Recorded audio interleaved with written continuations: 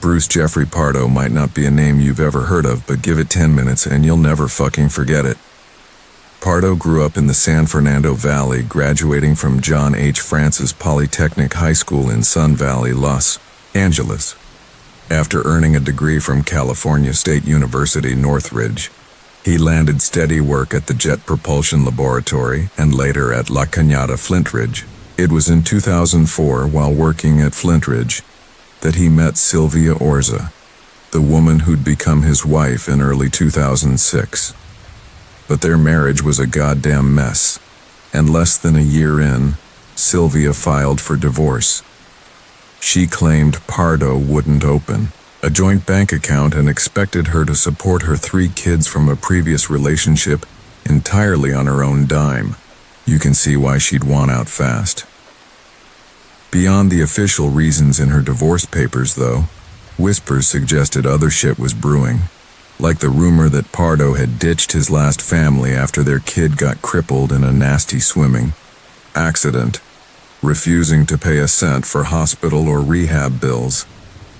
By June 2008, a divorce court ordered Pardo to cough up nearly $2,000 a month in spousal support. During the proceedings, he bitched to a close friend that his wife was taking him to the cleaners. Then a month later in July, shit hit the fan. He got fired from his gig as an electrical engineer at ITT Electronic Systems for faking his hours. The court put the support payments on hold because of his job loss, but according to the paperwork, he still owed Sylvia a $10,000 lump sum as part of the settlement. She'd already kept the diamond-studded wedding ring and the family dog. In a court statement, Pardo griped that Sylvia was living rent-free with her parents while blowing cash on a fancy car, Vegas gambling trips, fine dining, massages, and other luxuries. All of this lit a fire under him, fueling a burning need for revenge. On Christmas Eve 2008, he made a terrifying, fucked-up call. Around 11:30 p.m. Pacific Standard Time, Bruce Jeffrey Pardo showed up at his former in-laws' house dressed in a Santa Claus suit. Inside, about 25 people were in the middle of a Christmas Eve party. Everyone was in high spirits. They weren't expecting Pardo, but they were happy to see him anyway. His 8-year-old niece, Katrina Yusupolsky, daughter of Sylvia's sister, Letitia, ran to greet him, thrilled to see her uncle decked out in festive gear. Arms out wide, ready for a big hug, she bounded toward him. Pardo pulled out a handgun and shot her square in the face. The sheer horror that ripped through that party is impossible to wrap your head around. He started firing wildly at the panicked crowd as they tried to run. Those who went down found Pardo standing over them, gun in hand, finishing them off with shots to the head. Once the house was empty except for the dead and dying, Pardo grabbed a package from his parked car. Inside was something he'd been tinkering with for months, a homemade flamethrower. The guy was a skilled engineer, and what he'd built was no joke. He used it to spray burning gasoline all over the place. 9 people died, some from bullets, some from the flames, and 3 others got hurt. The 8-year-old niece with serious but survivable face wounds, a 16-year-old girl shot in the back, and a 20-year-old woman who broke her ankle jumping from a second-floor window. One survivor escaped to a neighbor's house and called the cops during the attack. The fire shot up 40 to 50 feet high and took nearly 100 firefighters 2 hours to put out. It was so intense they had to use dental and medical records to ID the bodies. After the rampage, Pardo ditched the Santa suit for regular clothes and drove his rented Dodge Caliber to his brother's place in Sylmar, about 30 miles from the scene. That's where they found him later, dead from a single self-inflicted gunshot. At first they thought he'd planned to flee to Canada since he'd bought a ticket for an Air Canada flight, but it turned out the real itinerary was on Northwest Airlines from LA to Moline, Illinois, with a stop in Minnesota. He'd called a high school buddy days earlier saying he'd visit, but the cops weren't sure if that was legit or just a decoy.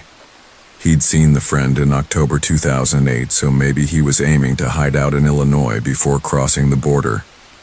Other reports said the Santa suit melted onto his skin during the flamethrower part, giving him severe third-degree burns on his arms. With that kind of pain, he scrapped his original plan. Cops found $17,000 in cash cling-wrapped to his legs inside a girdle. His rental car, parked a block from his brother's house, was rigged with pieces of the Santa suit laced with black powder, set to blow if anyone messed with it. They also found 4 empty 13-round handguns and at least 200 rounds of ammo. The bomb squad torched the car with an incendiary device to destroy it, treating it like a threat.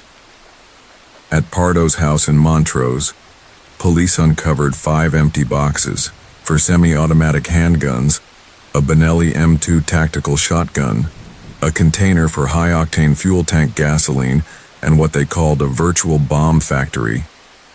Pardo's insane revenge spree left a mark. Polystyrene, lead singer of the 70s post-punk band X-Ray Specs, wrote a song in 2010 called Black Christmas, referencing the massacre. It's got lines like, "All alone drowning in my sorrows. Christmas time always brings my sadness. Home. A child is born on Christmas Day, but they crucified him away."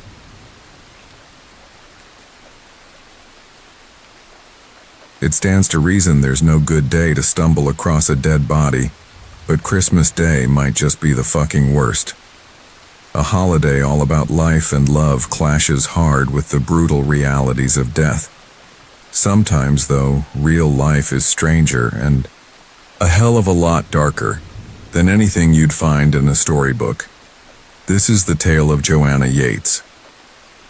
Joanna Claire Yates was born on April 19, 1985, to David and Teresa Yates in Hampshire, England. She went to private school, studied for her A-levels at Peter Simons College, and graduated with a degree in landscape architecture. Later, she snagged a postgraduate diploma in landscape architecture from the University of Gloucestershire, the golden ticket to her dream career in horticulture. In December 2008, Yates met Greg Reardon, a 25-year-old architect, and the two hit it off fast. They moved in together the next year, settling in Bristol when the company they worked for relocated there. By October 2010, they'd set up shop in a flat at 44 Canning Road in the city's Clifton suburb, happily living together and thinking about starting a family. But around 8 p.m. on December 19, 2010, Reardon got back from a weekend trip to Sheffield and found their place completely empty. He tried calling Yates, but no luck. Then he heard her phone ringing from the pocket of her coat, still hanging in the flat. Her purse and keys were there too, and their cat looked like it hadn't been fed in days. Greg started to freak out. Joanna adored that cat. It wasn't like her to neglect it. Just after 12:30 a.m., he called the police and her parents to report her missing. The cops dug into it and figured out Yates had gone to a staff Christmas party with co-workers on December 17th at the Bristol Ram pub on Park Street, leaving around 8 p.m. to walk home. CCTV caught her at 8:10 p.m., popping into a Waitrose supermarket but not buying anything. Phone records showed she called her friend Rebecca Scott at 8:30 p.m. to set up a meetup for Christmas Eve. The last footage of her was at 8:40 p.m., buying a pizza from a Tesco Express and grabbing 2 small bottles of cider from a nearby off-license called Bargain Booze. On December 21st, Greg, along with Joanna's parents, made a public plea for her safe return at a police press conference. In another press conference aired live on the BBC, her dad, David, said he thought she'd been abducted after getting home, since so much of her stuff was left behind. He couldn't imagine her leaving on her own like that. She'd been taken, somewhere. Detectives found a receipt for the pizza, but no sign of it or its wrapper. Both cider bottles were there, one half drunk. With no evidence of a break-in or a fight, they started wondering if she knew whoever took her. Then on Christmas Day 2010, a couple walking their dogs found a fully clothed body in the snow along Longwood Lane, near a golf course and a quarry, entrance in Phelan, about 3 miles from Joanna and Greg's flat.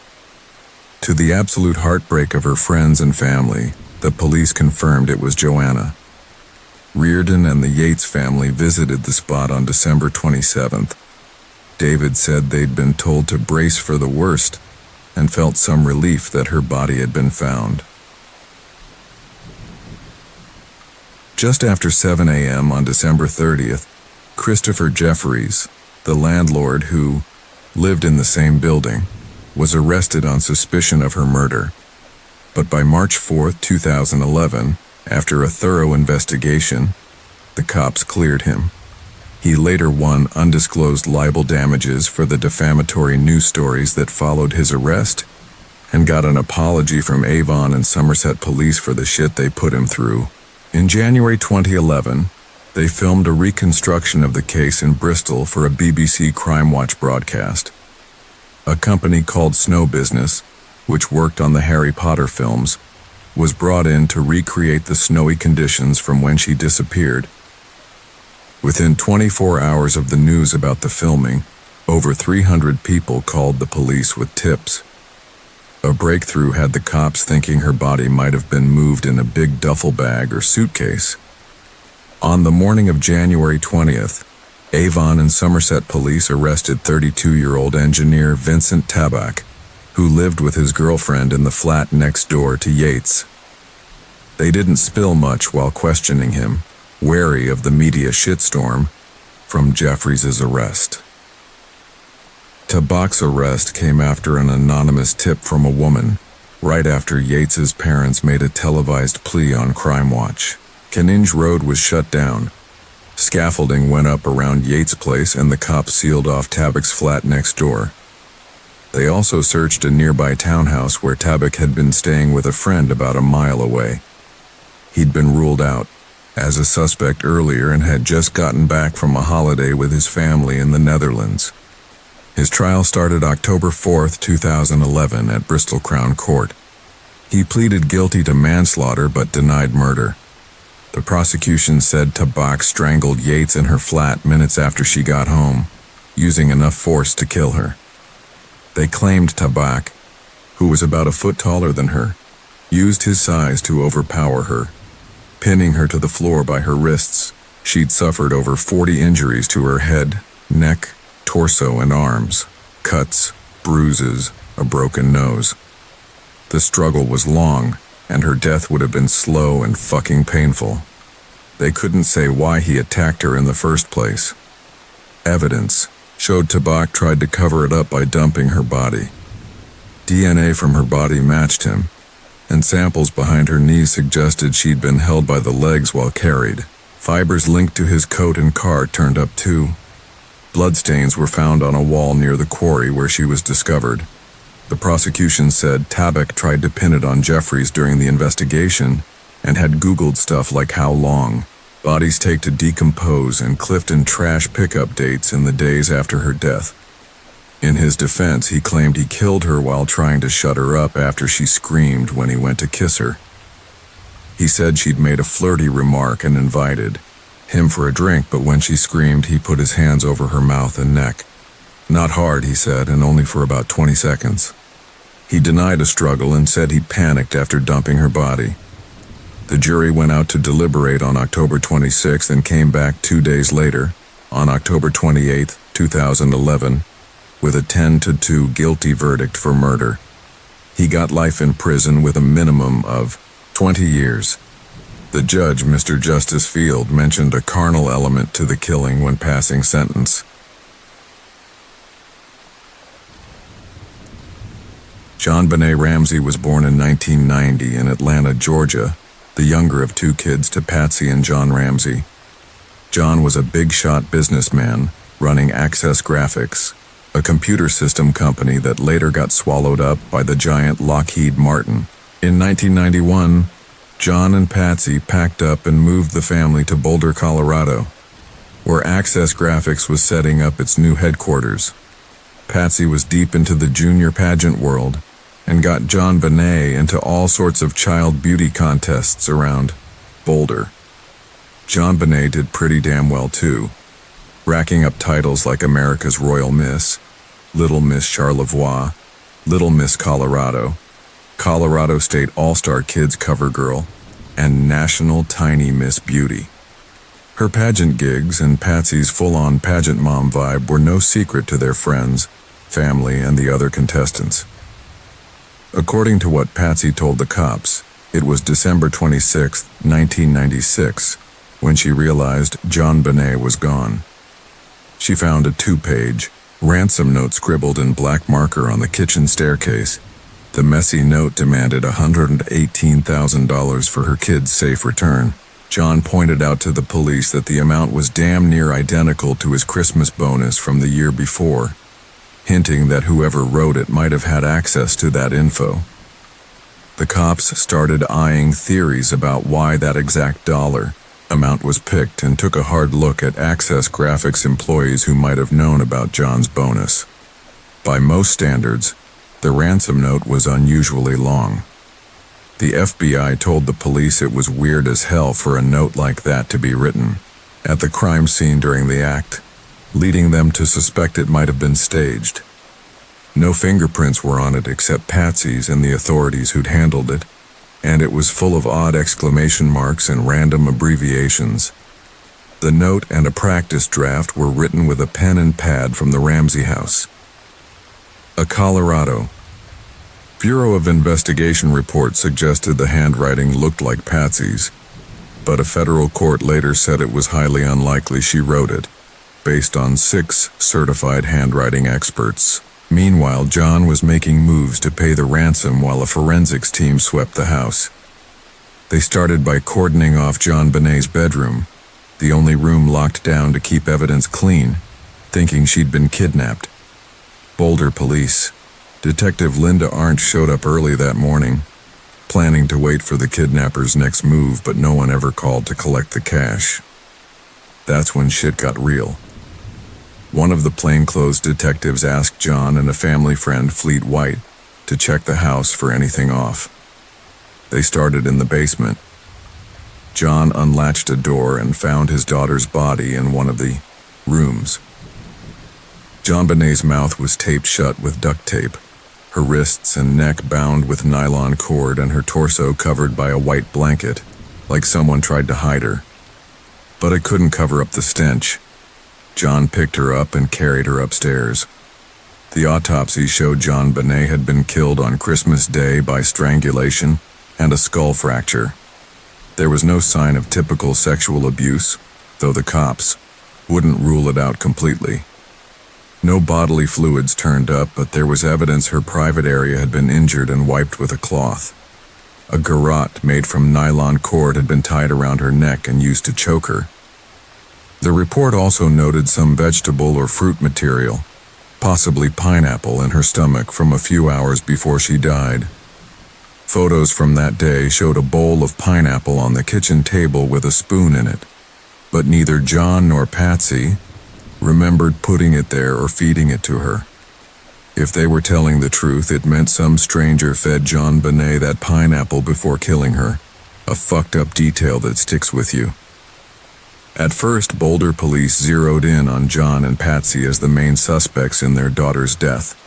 By October 1997, they'd built a list of over 1,000 persons of interest. A grand jury kicked off on September 15, 1998, to see if the Ramseys could be charged. In 1999, the jury came back with a true bill to hit them with charges for putting JonBenet at risk in a way that led to her death and obstructing the murder investigation, based on probable cause. But Boulder County DA Alex Hunter didn't prosecute, saying he couldn't prove guilt beyond a reasonable doubt, the standard needed for a conviction in Colorado. Years later, in 2015, Boulder Police Chief Mark Beckner pushed back on fully clearing the Ramseys, calling it absurd to exonerate anyone based on a scrap of evidence that wasn't even proven to tie to the crime. He said the unknown DNA on John Benet's clothes had to be the focus, and until proven otherwise, the suspect was whoever left that DNA. In 2016, Gordon Coombs, a former investigator for the Boulder County DA's office, also questioned letting the Ramseys off the hook, pointing out we all shed DNA constantly from skin cells. It could have come from anywhere for innocent reasons. To clear someone just because of touch DNA, especially when the crime scene wasn't locked down from the start, was a stretch. Stephen E. Pitt, a forensic psychiatrist hired by Boulder authorities, called the public exoneration of the Ramseys a big slap in the face to Chief Beckner and the detectives who'd been grinding on the case for years. But the twists didn't stop there. On August 15, 2016, John Mark Carr, a 41-year-old elementary school teacher, got nabbed in Bangkok, Thailand, after falsely confessing to John Benet's murder. He claimed he'd drugged her, assaulted her, and killed her by accident. But the cops said there was zero evidence linking him to the crime. His confession only had basic details anyone could have read in the news, and he couldn't offer anything solid. His story about drugging her didn't hold up either. The autopsy found no drugs in her system. DNA samples from Carr didn't match what was on John Benet's body. We might never know who really killed John Benet Ramsey, but one thing's for damn sure. What should have been a happy family holiday turned into a living fucking nightmare thanks to a killer who might never face justice. This grim tale unfolds on Christmas Day 1929 on a farm just outside Germantown, North Carolina. Charlie Lawson's big Christmas surprise for his loving family of 9 kicked off with a trip into town. Sparing no expense, Charlie agreed to buy each family member an outfit of their choice before heading to a local photographer for a family portrait. A pretty lavish outing for a modest tobacco farmer. Just over a week later, it was Christmas Day 1929. You might think Charlie was a good dad trying to give his family the best Christmas he could, even on his tight budget. But you'd be dead fucking wrong. That day, 17-year-old Marie Lawson was busy in the kitchen, whipping up a fruitcake for after dinner. Meanwhile, her younger sisters, 12-year-old Carrie and 7-year-old Maybelle, wandered over to their aunt and uncle's place to celebrate the holidays and take some pressure off Charlie and his wife, Fanny Lawson. Fanny, married to Charlie, for 17 years was looking after their younger kids. Charlie and his oldest son, 16-year-old Arthur, nicknamed Buck, were gearing up for a special Christmas Day hunting trip, a little tradition they had going. As they got ready to head out, they realized they were short on shotgun shells for a decent hunt. Charlie sent Arthur into town to grab some more ammo while he waited back at the tobacco barn. But when Charlie spotted Carrie and Maybelle strolling down the path returning from their aunt and uncle's, he shouldered his shotgun, took aim at his 2 little girls, and pulled the trigger. There's no way to describe the sheer terror and confusion those poor girls must have felt. The instant agony as buckshot tore into them. The chaos of seeing their own father walking toward them. They probably expected help, like any kid would, from a good dad. But instead he smashed the butt of his shotgun into their skulls over and over, cracking them open right there in the driveway. Then Charlie headed toward the family home, shotgun still in hand. Fanny, who'd stepped out onto the front porch to check out the gunfire, tried to run, but there's no outrunning a shotgun blast. Hearing the shots, teenage Marie screamed, her lungs out, trapped in absolute panic as her father racked the gun and gunned her down in the kitchen. The youngest kids heard the commotion and, scared shitless, tried to hide. Charlie found them fast and beat them to death with the butt of his shotgun. Even the newborn Mary Lou didn't stand a chance. He killed her without a second thought, leaving a goddamn mess in her crib. Then, for some reason no one can figure out, He placed rocks under the heads of his dead wife and kids and wandered off into the woods like he was in a trance. Neighbors, who'd been heading over to wish the Lawsons a Merry Christmas, heard the shots and rushed to check on them. Instead of holiday cheer, they stumbled onto a bloody fucking nightmare. Buckshot, shattered bones, and all. Before they could go looking for Charlie, they heard a single gunshot from the woods. Charlie had shot himself. By the time Arthur got back from town, his whole family was gone. Word had spread at the general store that something awful had happened, and someone offered to drive Arthur back to the farm. When he got there, the police were already on the scene and a crowd was gathering. In the woods, cops found footprints showing Charlie had paced around a tree for a while before ending it. Next to his body were letters to his parents. Some say he'd put stones over the eyes of his dead family too, not just under their heads. To this day, no one knows what the hell drove Charlie Lawson to slaughter his entire family, except for young Arthur, before taking his own life. Some reckon he'd been abusing Marie and that she might have been pregnant with his kid when she died. Others swear Charlie couldn't have done something that fucked up, claiming it was all staged to frame him. A more believable theory is that Charlie had some medical issue that messed with his head and triggered a psychotic break. Maybe he'd knocked something loose after a head injury digging a ditch on the farm, or, like some said, he had a painful growth on his chest that kept him in constant agony. So he decided to end it all and take his family with him. The killings drew so much attention that around 5,000 curiosity seekers showed up to the Lawson family funeral. They were all buried together in one big plot in the private Browder family cemetery, just outside Germantown. The house turned into a twisted tourist trap after the murder-suicide. Charlie's brother opened it up to the public, charging folks to tour the place. The cake Marie had been making still sat on the counter. Even after the house shut down, that cake made the rounds in traveling dime museums. They slapped some plastic over it after people started swiping raisins. It toured for at least a decade before surviving family members buried it, along with the shitty memories tied to it.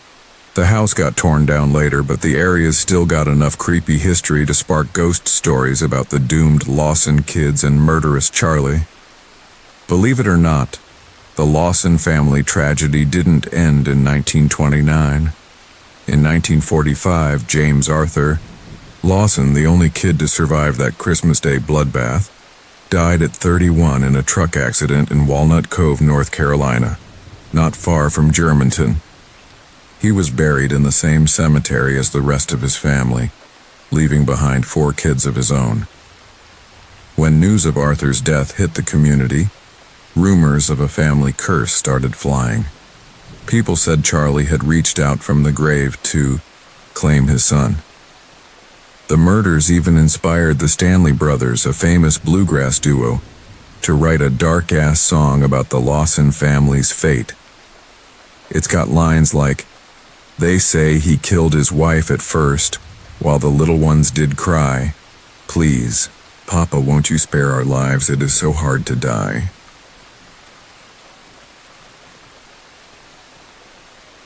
I'm now a 27-year-old woman living in Louisville, Kentucky. My story technically begins at birth when I was taken from the hospital and placed into foster care, but it wasn't until I turned 21 that I finally got the identifying information. I needed to track down my birth family. If you're adopted, you know what it's like. Your whole life is this lingering sense of emptiness and loneliness, just waiting for that moment when you can finally see your own flesh and blood for the first time. It didn't help that I grew up in an abusive, overly religious household with my adoptive family. So, at 21, I found them. At last. I got the paperwork from the Kenton County Courthouse. All I'd ever been told was that I was half Filipina and had to be placed in a Catholic household. Then, at 18, I got some non-identifying details. I had 5 siblings at the time of my birth. My mother, let's call her Misha, loved to write and knit.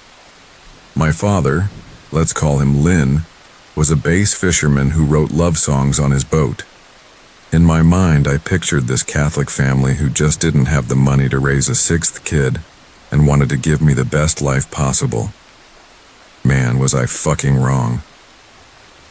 I started by searching for Misha on Facebook and noticed her last name was different. Okay, I thought, they got divorced. I Googled her first and maiden name, and there it was. She was currently in prison for cooking meth. I focused on her first because I couldn't find my birth father anywhere at first. My initial thought was, well, if she's in prison for cooking, she's probably been arrested before. I'm not the least bit judgmental. I just wanted to see more pictures of the woman who gave birth to me. I hit enter on the Google search, and that's when it all started, this thing that's haunted me to this day. She was on the deviant offender registry for life. I dug deeper and found a court document about it. She'd allowed several men, including family members, to abuse all my siblings, boys included. I couldn't hold it together. It felt like I was stuck in a fucking nightmare. She got off on watching men do this to her own kids, something I'd learn more about later. I finally tracked down Lynn, also in prison. 5 charges of interfamilial relations, assault, and a few others. I was in shock. My entire childhood, my whole life, flipped upside down. Everything I'd always believed just vanished. To cut a long story short, I found my youngest sister, who I initially thought was a cousin, threw her number on Facebook. I called her, and she almost immediately asked, "Do you know what happened with our parents?" I told her no, so she could tell me her truth freely. My brother, a year older than me, had a learning disability, and Lynn took his anger out on him. He was thrown downstairs, his arm broken. They fed him his own shit after his teacher reported that he'd told her he was hungry and hadn't been fed. My older brother was trained to beat up the younger one for their sick fucking pleasure. Both were abused, but the younger one went through literal torture. The older brother was the favorite, if you can even call it that. They'd lock the younger brother in a room for days at a time to starve and beat him. My siblings would slip him scraps under the door. As for my sisters, my older sister was Lynn's pet and was always in love with her. She had it worse because she tried to shield her younger siblings from suffering the way she did. Even now, she believes she saved the youngest sister, but she doesn't have the heart to tell her she was still abused. They'd be drugged, and awful shit would be done to them by anyone willing to pay Misha and Lynn. They never had a stable home. Sometimes just a pile of logs over a ditch to shield them from the weather. They were finally taken away after Lynn's brother killed himself when he found out. He believed he could have saved them, since Lynn had done horrific things to him as a kid too. He ended his life, and somehow our aunt and uncle found out and got them out of there. The CBS worker, who'd been on the job for over 30 years, said she'd never seen anything like it. I also heard that when Lynn was in the military, he'd strangled a streetwalker and left her to die. That's a whole other fucked up story. This is just scratching the surface, but I've never seen so much evil in my life. I'm not religious by any stretch, but I can say I'm damn thankful I was spared from that.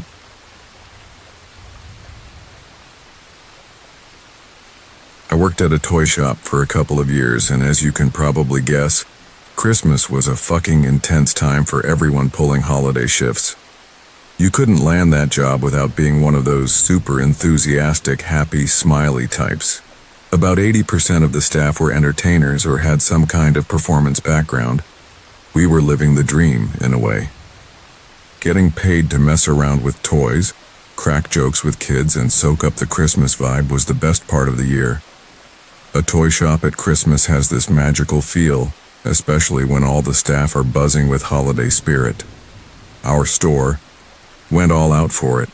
Our smart casual uniforms even had big bold writing on the back like Assistant to Santa Claus or Santa's Little Helper, stuff like that.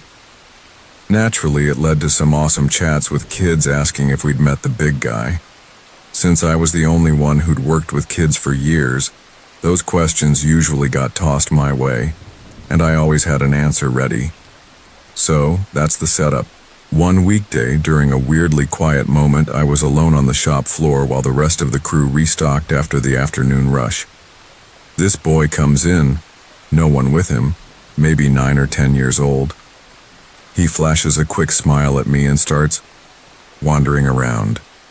I gave him a couple of minutes to check things out before asking if he wanted to try the new air-powered rocket launcher we had. "No thanks. I know Santa. I don't need your help," he says, flat as hell. It was a little odd, but whatever. He seemed like a decent kid otherwise. Problem was, there wasn't much in there that'd suit a kid his age. I figured his dad or someone would be paying, so I started showing him some of the limited stuff we had for older kids. I point out a few things, and he zeroes in on this big massage slipper. One giant slipper you stick both feet in, with different massage settings. Not what I'd expect him to pick, but it was a pretty cool gift. He asks how much it is, and I tell him it's like $20 or whatever the price was. Instantly, he looks pissed off and frustrated. "Is that a bit too expensive, bud?" I ask, keeping it friendly. I didn't want the kid upset. He nods, so I show him some cheaper stuff. But he gets harder and harder to deal with. He's frowning, breathing heavy through his nose like he's about to throw a fucking tantrum. He starts going on again about how he knows Santa, how Santa gives toys to good kids for free and doesn't charge money. I calmly explain I can't. Just hand stuff out or I'd get fired, then leave him to browse. A couple more minutes pass. I'm sitting by the cash register reading a book since the store's dead. It's just me and the kid with my manager up in the office. I glance up from my book, and there he is, staring at me from the counter with this angry-ass look. I apologize again, explain I can't give stuff away, and step back to let him keep looking. "Your boss is mean," he says, practically seething. Now, it probably wasn't the smartest move, but he was dead on. My boss was a dick. So I let out a little laugh. Not a big one. Just a quick, involuntary chuckle. The kid didn't take it well. He thought I was laughing at him. "Why are you laughing at me?" he snaps, shaking with rage. I start to explain I wasn't laughing at him, but it's clear he's not hearing it. He storms out, disappearing into the crowd of middle-aged women clogging up the mall as the afternoon drags on. The store picks up a bit after that, and I get to actually do some work. The job was fun, so being busy was never a problem. It made the hours fly by, which meant I got home faster. Win-win. I made a few sales, tested out some slick new Nerf guns we had in stock, and the weird kid slipped my mind. Nothing noteworthy happened the rest of the day right up until closing time. I'm starting my stock take, getting ready to lock up, when I notice someone at the register. I look up from my worksheet and it's the kid. I give him a cheerful enough greeting, hoping he's in a better mood, but nope, he's worse. "You're mean too," he hisses. "Look, I'm sorry, kid, but where are your parents?" I ask. He won't answer, just glares at me. "Kid, where are your parents? I don't want to call mall security, but you can't be wandering around alone, okay?" "He knows when you are sleeping," he mutters. I roll my eyes, but the way he says it creeps me the fuck out. He knows when you're awake. He knows when you've been bad or good, and you've been really, really bad. Where's your pop, kid?" I ask again, trying to stay cool. "North Pole," he says. "Yeah, very funny, but seriously, you gotta go, the store is closing." "He's gonna climb down your chimney covered in soot, all while you're asleep," he goes on. I don't say shit back.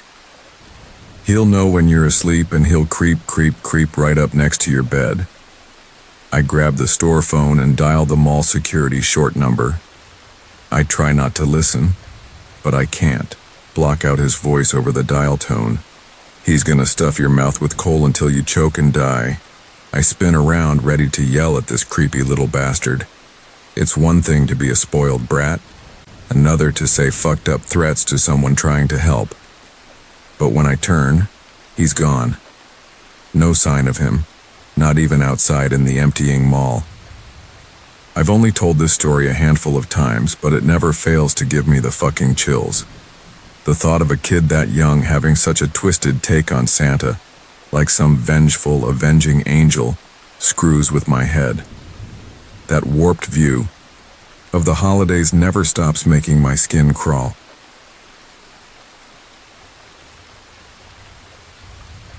Back when it first came out, I was fucking obsessed with getting my hands on a new Xbox One X.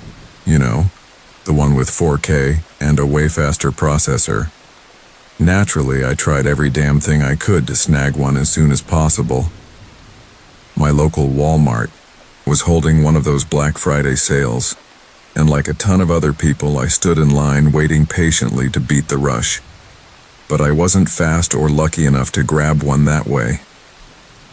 After striking out in person, I turned to online hunting, but the resellers were jacking up the prices, double, sometimes triple what it was worth, and I just couldn't afford that shit.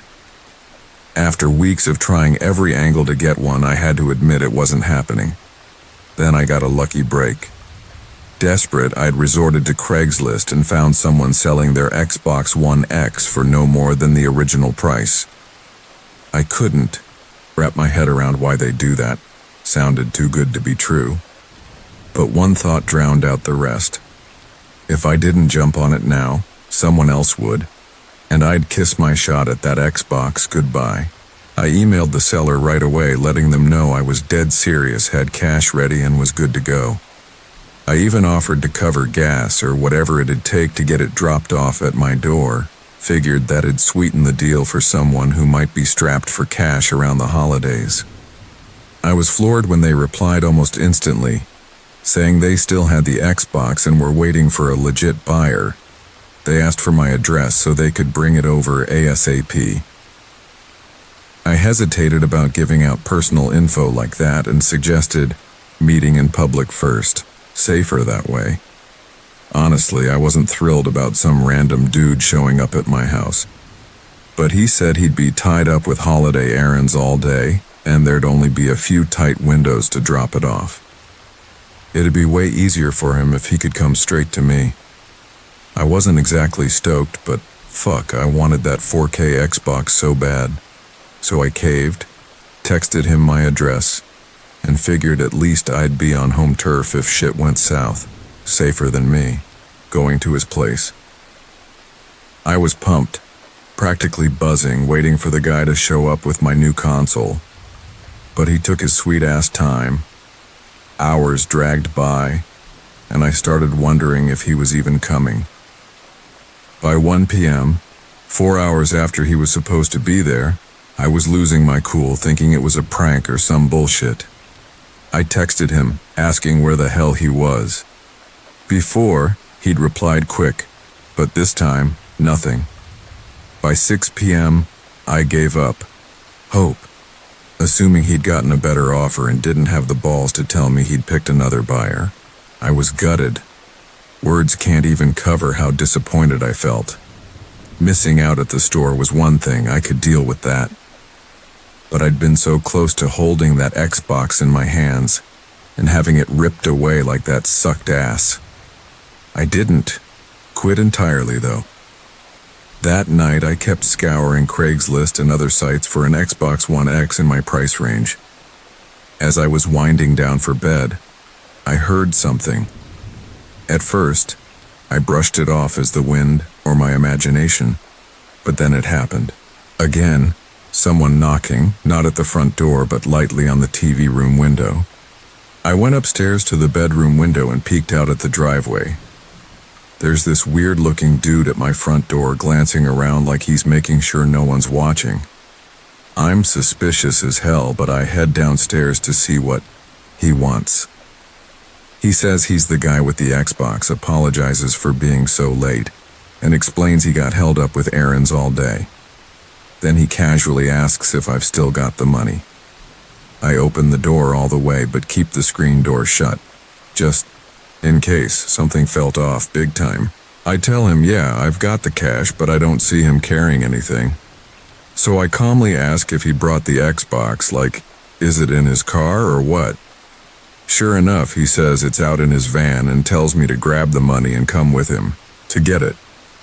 I let him know I'm not cool with walking out to his van, and he seems to get it, saying it's all good. I glance over his shoulder and spot someone else sitting in the van. Not only that, but this guy's been keeping his hands stuffed in the front pouch of his hoodie the whole time we're talking. And there's definitely something more than just his hands in there. Don't ask me how I knew. I just fucking did. You know that gut feeling when shit's not right?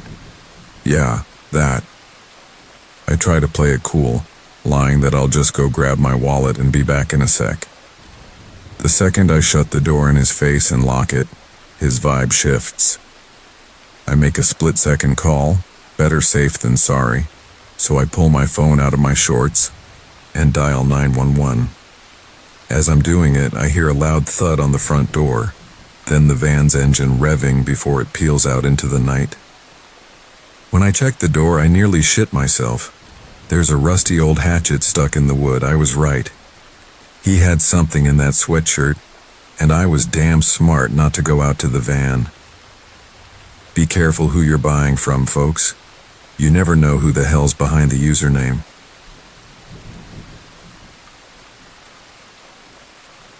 About 10 years ago, I graduated college and couldn't land a job right away. By Christmas, I was pretty fucking desperate. So I took on the classic gig of playing Santa Claus at my local mall. Christmas has always been my favorite holiday, so getting into character was never a problem. Plus, thanks to my love for pizza and beer, I didn't need much help looking the part either. Throw on one of those shiny fake white beards and the iconic red suit, and I'd catch myself in the mirror feeling downright festive. I had the voice nailed, the suit fit perfect, and honestly, I was damn proud of how good a Santa I was. Outside the holiday season, I now work as an admin assistant for a shipping company. Not the most thrilling job, but it pays decent. So when the chance rolls around each year to slip back into the red suit and make some kids smile, I jump at it. The biggest lesson I picked up on the job, though, is you can never promise the kids anything. Some ask for crazy shit, like a dragon, a horse, a tank, stuff that's impossible to get. Others want things that make sense but are way out of their parents' holiday budget. I learned to dodge it with a hearty, Santa will try his very best for you, then steer the conversation somewhere else. Last Christmas was rough though, mostly because I decided it'd be my final run as Santa. That wasn't the only reason it sucked. There was other shit too. I'd built solid bonds with some of the mall staff, short-term and long-term alike, so when I told them I was hanging up the hat to spend more time with my family over the holidays, it got emotional. Anyway, Friday, December 22nd was my last shift before the new guy took over. The mall was insanely busy, way more than I expected. It always gets hectic closer to Christmas, but in all my years playing the role, I'd never seen anything like it. That final day was easily the toughest, yet knowing I'd be done after it. You'd think most people feel free leaving a gig like that, but, and this might sound sappy as hell, I didn't have many good Christmases growing up. For me, a lot of the holiday cheer was making up for lost time. They say time flies when you're having fun, and damn if that wasn't true. That last day zipped by faster than I could have imagined. 1 minute it was lunch, the next the sun was down, and it was almost time to wrap up. Just as I was about to head out, I spotted a little girl inching toward me. "Why, hello there, little one. And where are your parents?" I kept the Santa voice on, flashing her my warmest grin. She didn't say a word, just gave me this tired look and kept coming, arms up like she wanted a lift. I scanned for her parents but didn't see anyone obviously with her, so I scooped her up and plopped her on my lap, same as I'd done 1,000 times. "And what might your name be, young lady?" My name is Holly," she said. "Holly? Well, I never. What a perfect festive name. The Holly and the Ivy is one of my favorite Christmas songs. And may I ask, what's your last name, Holly?" "Donaki. It's Donaki." I gave a nod to the nearby mall security to have Holly Donaki announced over the speakers. Her parents would hear it and come running, no doubt worried sick. While that was going down, I'd keep her company. "And what can Santa get you for Christmas, Holly?" Again, no answer. She stared off into the distance like she was looking at nothing, a 1,000-yard stare, the kind you hear about with nom-vets. Then she turned to me with the saddest blue-green eyes I'd ever seen. "All I want for Christmas is a friend." I was floored. In all my years as Santa, no kid had ever asked for a friend. It was fucking heart-wrenching. All I could do was pat her head. "Well, I can be your friend, Holly. Santa Claus will always be your friend, and I'm sure a lovely little girl like you will have no trouble finding friends." She gave me a weak smile, hugged me, then hopped off my lap. I tried to stop her from running off, but I didn't want to grab her arm and upset her. I called her name a few times, but she didn't listen, just vanished into the swarm of holiday shoppers. I tried to follow, but there was no trace of her. I started asking around. Had anyone seen a girl about 4 feet tall, long brown hair, those glowing blue-green eyes, kind of shabby looking? Not a single person knew what I was talking about. It took a while for mall security to push through the crowd and reach Santa's grotto. When I told them she'd bolted into the department store, they got worried. "Any parents show up looking for her?" I asked. No one. Maybe she just wandered in after sneaking out of the house. Parents might not even know to check here. I was getting more anxious by the minute, but after a full sweep of the mall and some serious CCTV digging, there was no sign of little Holly. It was like she'd dropped off the fucking planet. That should have been the end of it. But I couldn't get her out of my head. The way she dodged questions about her parents compared to how open she was about everything else left a bad taste in my mouth. So one morning, after walking the dog and grabbing some breakfast, I sat down at my computer and typed Holly Donaki into Google. I wasn't sure what I'd find. Probably nothing, if I'm honest. But what came up fucked me up. December 23rd. Desperate mother pleads for return of missing girl. 9-year-old Holly Grace Donaki was reported missing by her mother, Lily Rose Donaki. At the time of her disappearance, she was wearing a blue and white dress, white tights, and her hair was in bunches. She's approximately 4 feet 2 inches tall, weighs about 60 pounds, with brown hair and blue-green eyes. If you have any information, contact Suffolk County Police at 617-635-1100. I was stunned. I'd just seen her a few weeks earlier, on the 22nd.